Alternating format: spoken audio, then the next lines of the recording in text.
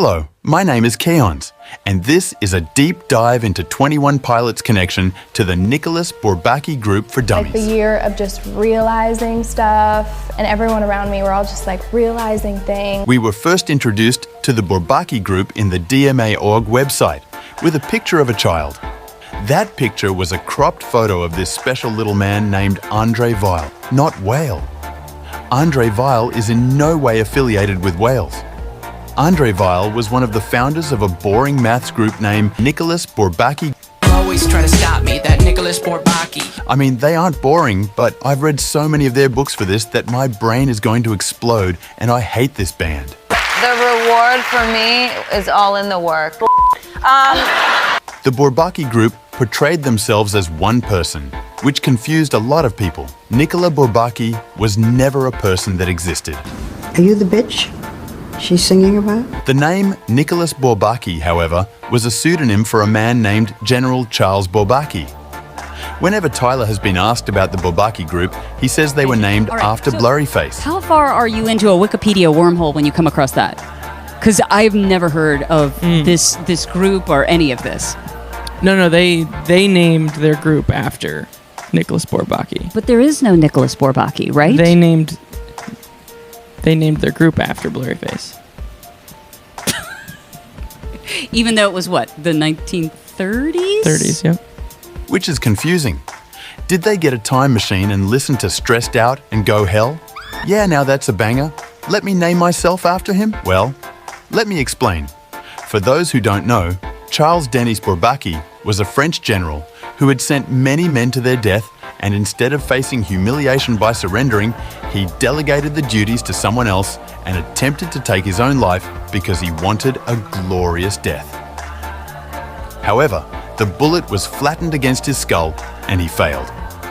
I went to listen to Clear again, and listening to the lyrics, Just might wage war on you, therefore it's true that I shot my general on my side of enemy lines. Clear was released by the band a few years after Tyler left college. However, it is very possible that it was written during that era or inspired by it. As Tyler went to a community college, it is possible he took maths as a class and learnt about the Bourbaki Group from there. Now, if Tyler did in fact learn about the Bourbaki Group back then and learnt that they were named after Charles Denis Bourbaki, then this all-encompassing idea of taking your life to retain your pride or even create pride is where the idea of the Bourbaki Group naming themselves after Blurryface stems from, and may have influenced his creation of him in the first place. The fact the bullet got flattened against his skull links into the multiple bulletproof lyrics we have gotten so far. Bulletproof and black like a funeral. Began with bullet, now it fired to the proof. If Tyler did learn about all this in college, and next semester is about a panic attack he said he had whilst he was at college, I wonder if we're going to get any more references to this. If Tyler was being reminded of that wound every day with Charles Denis Bourbaki, and also the play, then I can only imagine it made his college experience worse. I do think that the younger versions of ourselves, you know, the things that we were struggling with and dealing with and, you know, trying to solve with music, they didn't get solved. It's almost like an injury, like if you get a fresh injury to like your knee and you start limping, you know, you're in pain. Every step you take, you're reminded of that thing, and it's a concern. You don't know how long it's going to last. You don't know how to fix it. I guess in a sense now, it's not like that injury's gone away. It's healed in a sense, but we just limp now, and we're used to that gait, and we don't think it. We almost forget what it's like to not have that injury, and we've learned to cope. And I think maybe that's a part of life, is becoming okay with not knowing all of those answers. And I think the younger versions of ourselves felt like it was do or die to come up with the answer. And so inevitably, your music's gonna be different, your art's gonna be different, the older that you get. And I think it has something to do with just learning to live with the hand that you're dealt. But at the same time, it's still there. it's still, there's still that injury, that thing that you wish you could fix. And I think that because of that, there will always be a place for us to be writing music. Because it does allow us to go that deep. It allows us to revisit those things that we've always kind of spoken about through our music. So yeah, it's different now. It definitely is, but it's at the same time it never. I don't think it'll ever fully change. Now back to Andre Weil. Andre was one of the founding fathers of the Bourbaki group and is the only one mentioned in the law, the Bishop Andre. Andre was arrested for espionage in Finland. On him was a fake passport with the name Nicola Bourbaki and an invitation to Nicholas Bourbaki's daughter Betty's wedding to a lion hunter.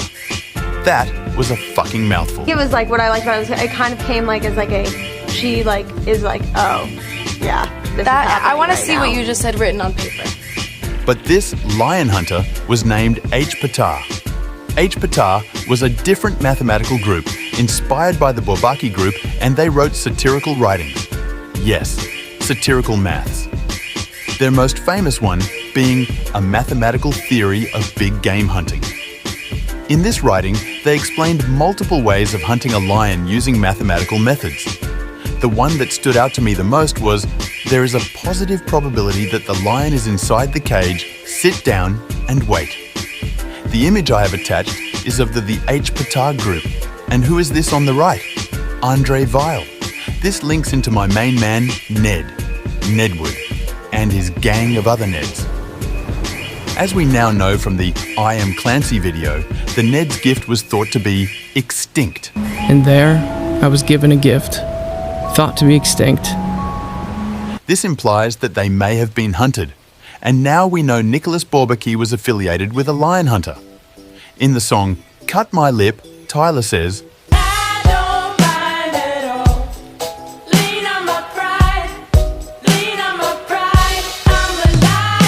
Tyler is also constantly being hunted by Nico, which may be where his connection to the lions comes from.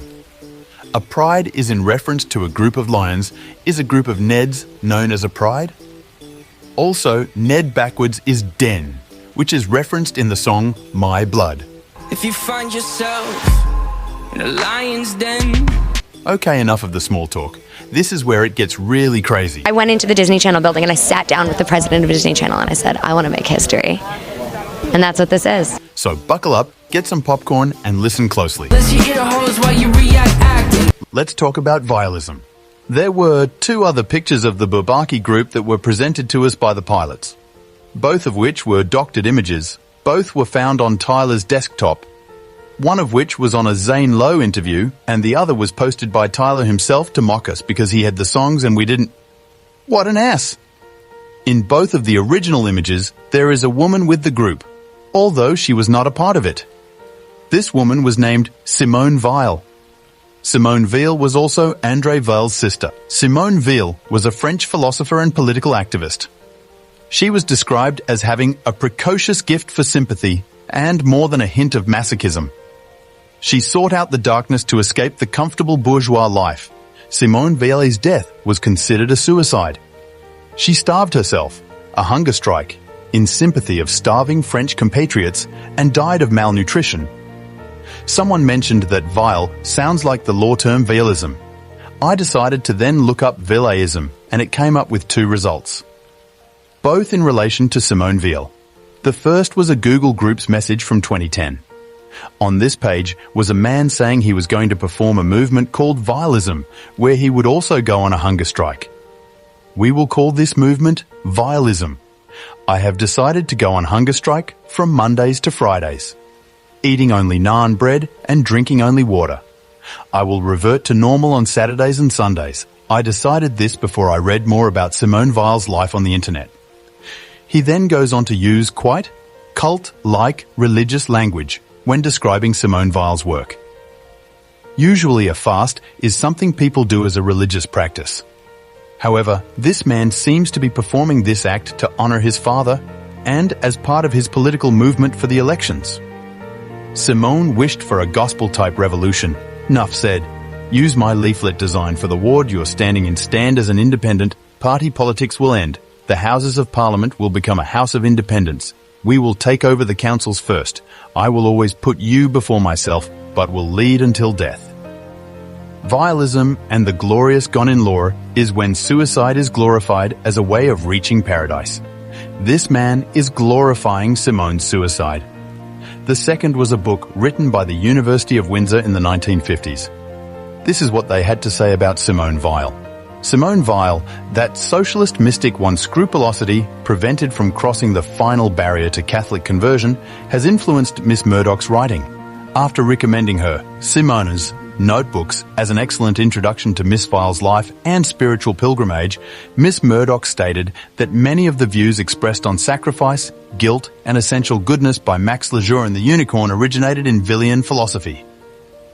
Quoting a Vialism, "It is of no avail to act above one's natural level," Miss Murdoch suggested that this inability to react to situations in other than a predetermined way, determined by one's own emotional and intellectual makeup, imprisons Michael Meade and other Murdoch characters.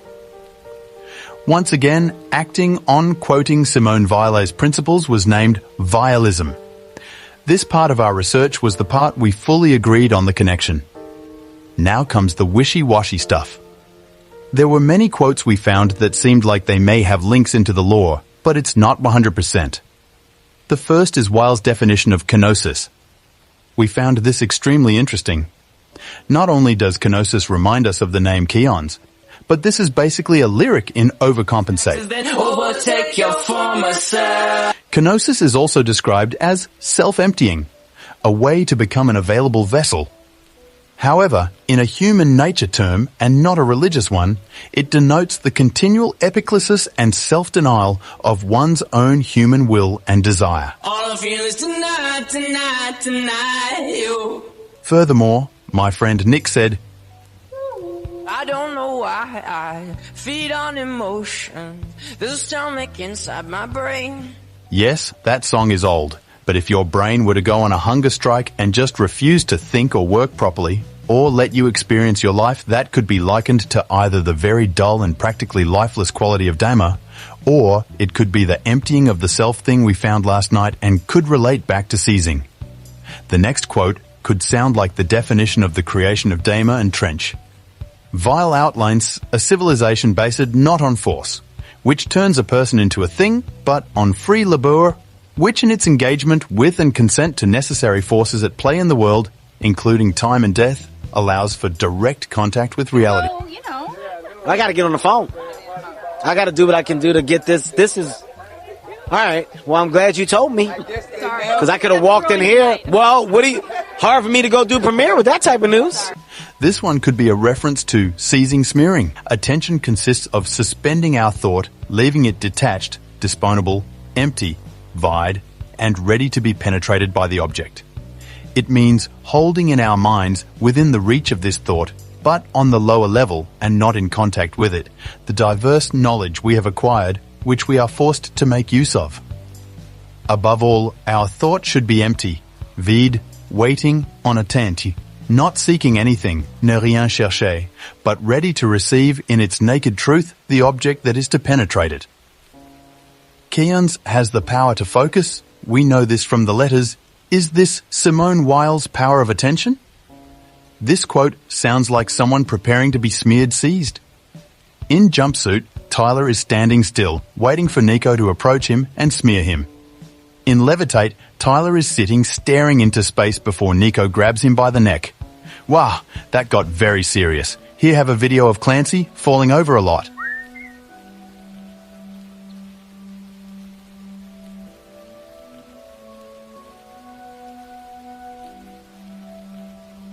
Talented, brilliant, incredible, amazing, show-stopping, spectacular, never the same, totally unique, completely not ever been done. Ha ha ha, lol. That is all I have on the connection between Nicholas Bourbaki and 21 Pilots. Thank you very much for watching, and I hope you enjoyed. Subscribe for more in-depth videos about 21 Pilots lore. Let me know in the comments what you would like a video on next.